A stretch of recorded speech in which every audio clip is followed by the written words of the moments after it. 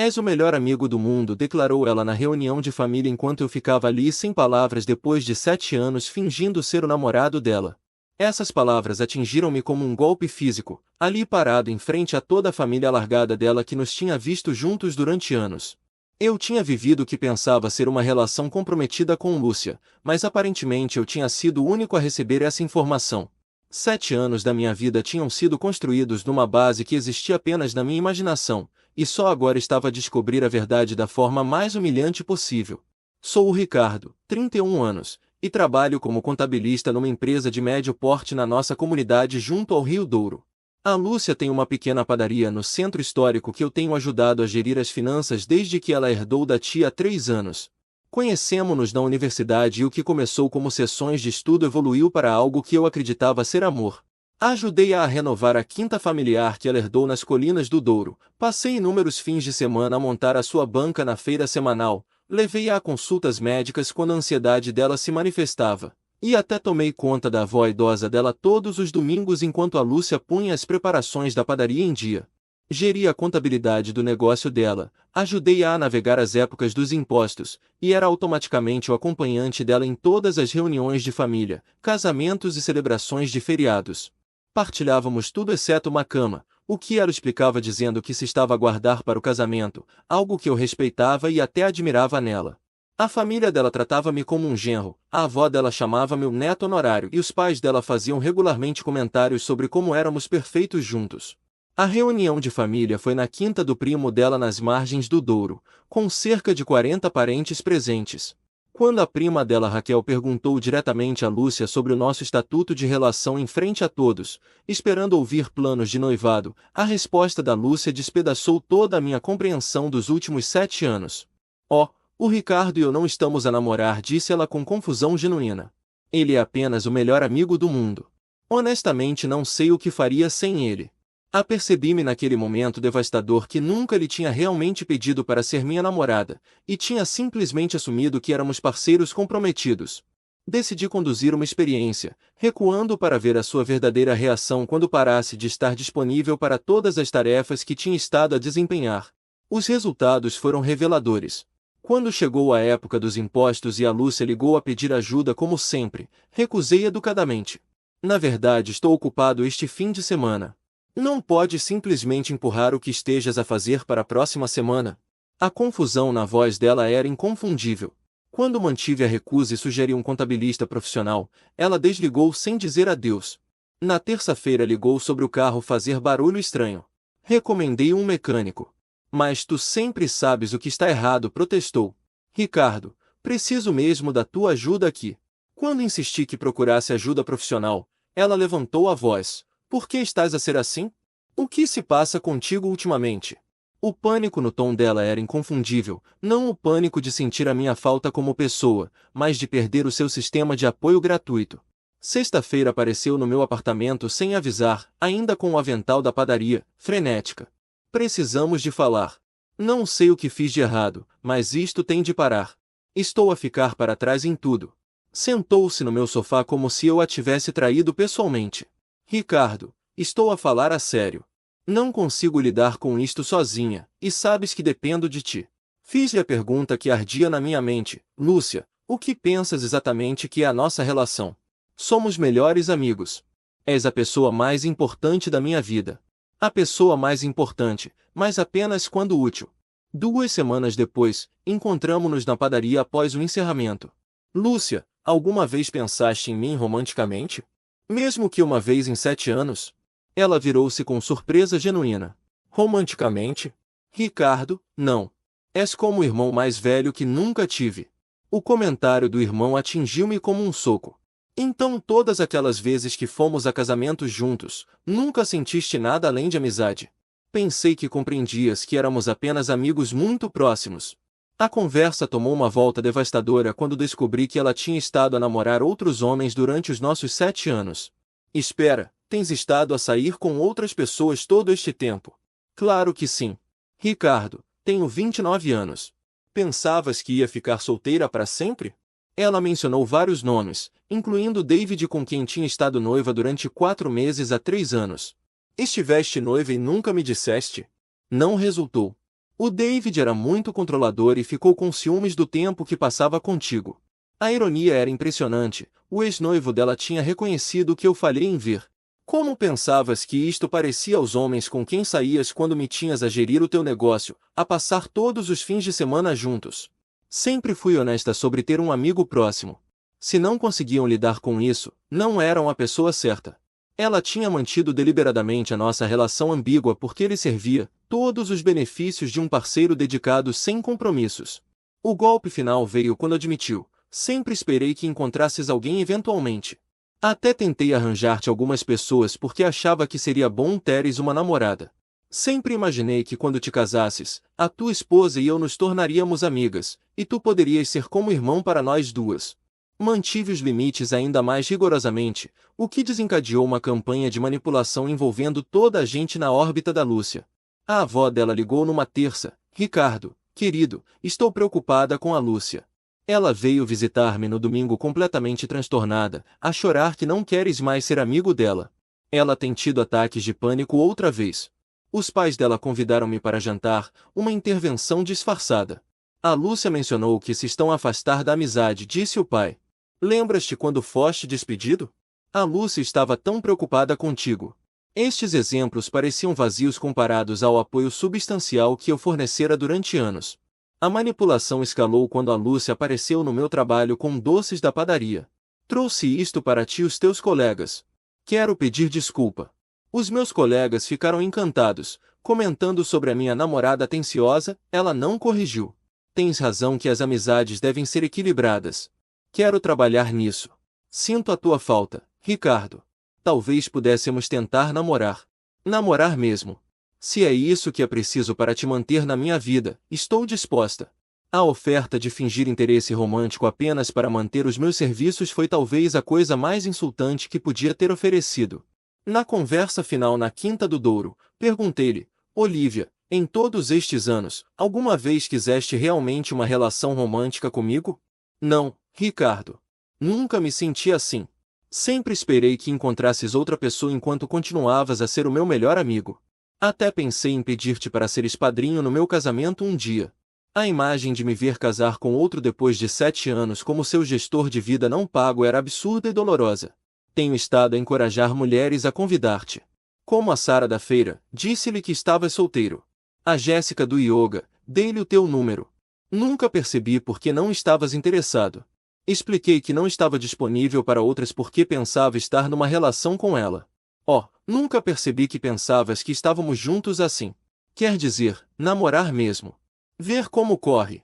A sugestão parecia mais uma negociação comercial do que uma declaração romântica. Sei que disse que nunca pensei em ti dessa forma, mas talvez nunca me permiti considerar isso porque tinha medo de estragar a nossa amizade, continuou ela. Mas se é isso que é preciso para te manter na minha vida, estou disposta a tentar. A disponibilidade dela para fingir interesse romântico apenas para manter acesso aos meus serviços de apoio foi talvez a coisa mais insultante que podia ter oferecido. Reduzindo ambos os nossos sentimentos a uma transação onde ela fingiria amar-me em troca de trabalho gratuito continuado. 3 semanas depois da nossa conversa no café, sabia que precisava de ter uma discussão final com a Lúcia para clarificar exatamente o que a nossa relação tinha significado para cada um de nós, mas não tinha ideia de quão mais devastadora a verdade podia ser. Sugeri que nos encontrássemos na Casa do Lago, o lugar onde tínhamos passado inúmeros fins de semana juntos e onde eu tinha investido tanto tempo e dinheiro em renovações, pensando que estávamos a construir algo permanente juntos. Ela chegou parecendo esperançosa, provavelmente pensando que esta era a minha forma de sinalizar que estava pronto para regressar ao nosso arranjo anterior ou talvez até aceitar a oferta dela para tentar namorar. Sentamo-nos no deck com vista para a água, e fiz-lhe a pergunta que me tinha estado a assombrar desde a nossa primeira conversa real semanas antes. Lúcia, preciso de compreender uma coisa. Em todos estes anos, alguma vez quiseste realmente uma relação romântica comigo? Ela ficou quieta por um longo momento, olhando para o lago antes de finalmente responder com honestidade brutal. Não, Ricardo. Nunca me senti assim em relação a ti. Tentei imaginar isso às vezes, especialmente quando as pessoas perguntavam se estávamos a namorar, mas simplesmente não conseguia ver-te dessa forma. A confirmação doeu, mas o que veio a seguir foi muito pior. Sempre esperei que encontrasses outra pessoa eventualmente, continuou ela. Alguém com quem pudesses ter uma relação romântica real enquanto continuavas a ser o meu melhor amigo. Perguntei-lhe o que tinha esperado que acontecesse a nossa dinâmica uma vez que eu encontrasse este hipotético parceiro romântico, e a resposta dela revelou quão delirantes as expectativas dela tinham sido. Pensei que pudéssemos todos ser amigos, disse ela sinceramente. Imaginei que a tua futura esposa compreenderia quão próximos somos e talvez ela se tornasse como uma irmã para mim também. Podíamos todos andar juntos, talvez até fazer férias em grupo. Ela genuinamente acreditava que qualquer mulher com quem eu me casasse ficaria perfeitamente confortável comigo a manter o nosso nível atual de envolvimento na vida dela, incluindo gerir as finanças comerciais dela e passar todos os fins de semana a ajudar com projetos da casa. Até pensei em pedir-te para seres padrinho no meu casamento um dia, admitiu ela, e essas palavras atingiram-me como um golpe físico. Sempre te imaginei ali de pé ao meu lado quando me casar com a pessoa certa, porque és o homem mais importante da minha vida, só que não de forma romântica. A imagem de mim de pé no altar a ver ela casar-se com outra pessoa depois de ter passado 7 anos a funcionar como gestor de vida não pago dela era tão absurda e dolorosa que quase ri. Mas a pior revelação ainda estava por vir. Ricardo, tenho de ser honesta contigo sobre outra coisa, disse ela, a voz ficando mais pequena. Tenho estado a encorajar outras mulheres a convidar-te ao longo dos anos porque realmente achava que seria bom para te encontrares amor. Pedi-lhe para explicar o que queria dizer com isso, embora já estivesse a temer a resposta. Bem, como a Sara da feira, ela perguntou por ti várias vezes e disse-lhe que estavas solteiro e à procura de alguém simpático, disse ela. E a minha amiga Jéssica das aulas de yoga, ela mencionou que achava que eras giro, então dei-lhe o teu número. Ela tinha estado ativamente a tentar arranjar-me com outras mulheres enquanto me mantinha como seu sistema de apoio pessoal, genuinamente acreditando que isto era útil em vez de manipulativo. Pensei que se tivesses uma namorada, serías mais feliz, e então não me sentiria culpada por te pedir ajuda com coisas, continuou ela. Sei que dependo muito de ti, e pensei que se tivesses a tua própria relação romântica, então a nossa amizade se sentiria mais equilibrada. A lógica torcida do pensamento dela era impressionante, ela tinha convencido-se de que conseguir-me uma relação com outra pessoa de alguma forma tornaria mais aceitável para ela continuar a usar-me como seu gestor de vida não pago. Mas nenhuma dessas mulheres resultou, disse ela com o que parecia confusão genuína. A Sara disse que parecias distraído quando ela tentou flertar contigo, e a Jéssica disse que eras simpático mas não parecias interessado em namorar. Não conseguia compreender por que não estavas a perseguir nenhuma delas. Expliquei que não tinha estado disponível para namorar outras mulheres porque pensava que já estava numa relação comprometida com ela, o que provocou a admissão mais dolorosa de todas. Oh, disse ela, parecendo genuinamente surpreendida. Nunca percebi que pensavas que estávamos juntos assim. Pensava apenas que eras realmente dedicado à nossa amizade e talvez não estivesses pronto para romance ainda.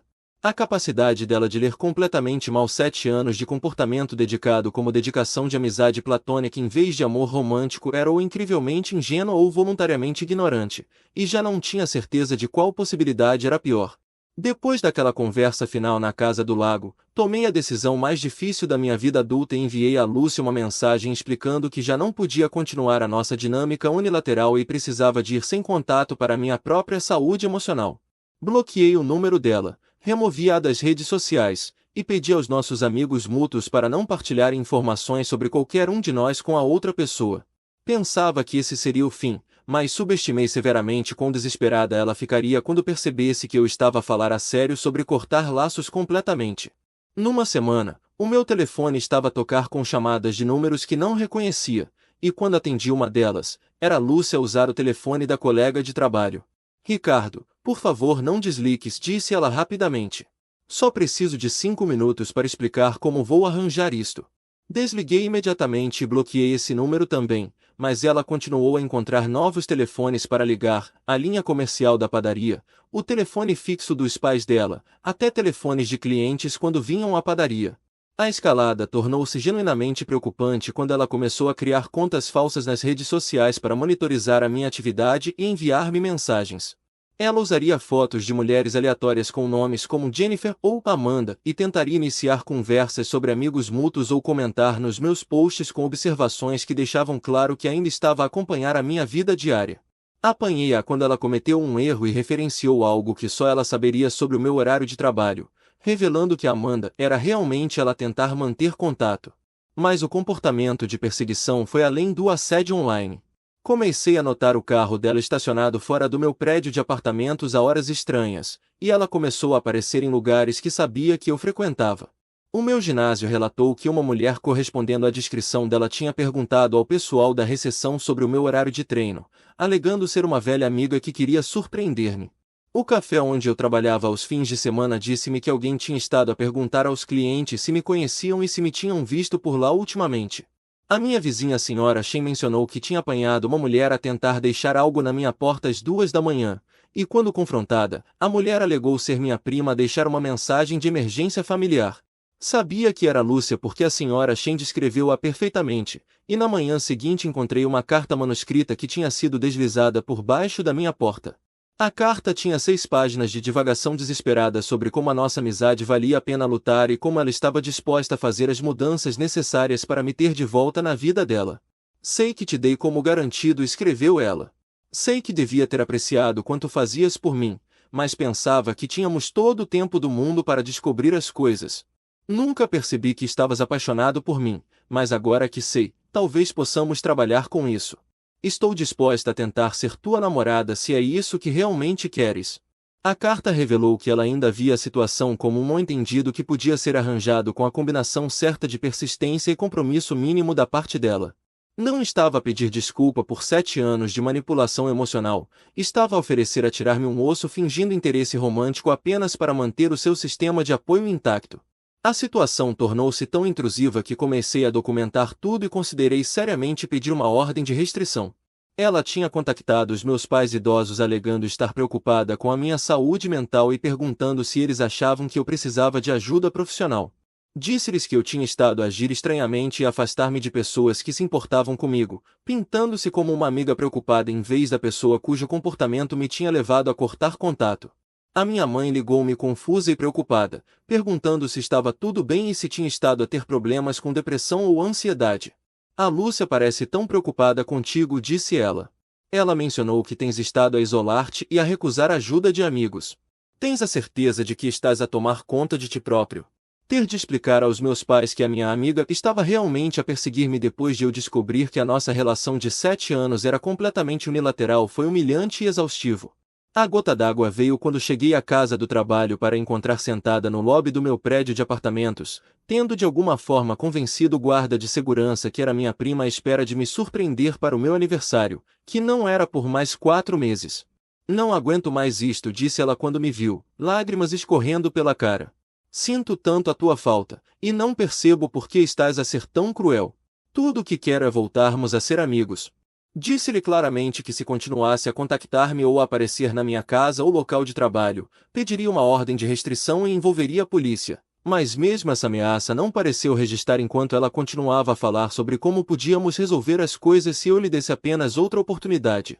6 meses depois de implementar o não contato com a Lúcia, tomei a decisão de me mudar para Aveiro para um novo começo, aceitando uma posição de analista sênior numa empresa financeira que oferecia tanto melhor salário como a distância que precisava para reconstruir a minha vida.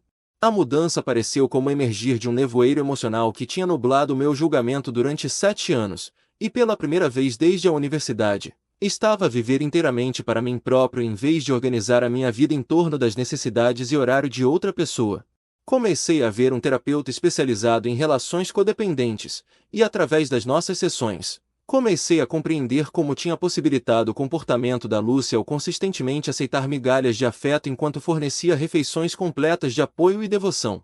O meu terapeuta ajudou-me a reconhecer os padrões que me tinham levado a confundir ser útil com ser amado, e aprendi a identificar as bandeiras vermelhas que tinha ignorado durante tanto tempo porque tinha medo de confrontar a verdade sobre a nossa dinâmica.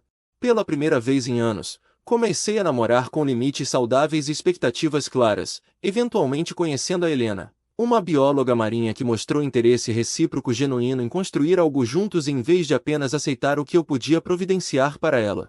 Através de amigos mútuos de volta a casa, ocasionalmente ouvi atualizações sobre a situação da Lúcia, e as notícias confirmaram o que eu suspeitava que aconteceria uma vez que ela perdesse o seu sistema de apoio principal. A padaria dela estava com dificuldades financeiras sem a minha ajuda contabilística, E ela tinha passado por 2 contabilistas contratados que se demitiram depois de ela esperar que trabalhassem por taxas abaixo do mercado enquanto lidavam com tarefas pessoais que caíam fora das suas descrições de trabalho. A casa do lago teve de ser vendida porque ela não conseguia pagar a manutenção e reparações que eu tinha estado a gerir durante anos, e mudou-se para um pequeno apartamento mais perto da cidade onde foi forçada a gerir as suas próprias utilidades, manutenção do carro e responsabilidades domésticas pela primeira vez desde a universidade. Segundo nosso amigo mútuo Miguel, ela tinha tentado substituir-me com uma série de amigos masculinos que inicialmente pareciam dispostos a ajudar, mas rapidamente se distanciaram quando perceberam a extensão das expectativas dela e a incapacidade dela de retribuir apoio significativo. Ela continua a dizer que não percebe por que as pessoas não estão simplesmente lá para ela como tu estavas, disse-me o Miguel durante uma chamada telefônica. Tentei explicar que a amizade não funciona assim, mas ela parece genuinamente confusa sobre por que toda a gente tem limites quando tu nunca tiveste.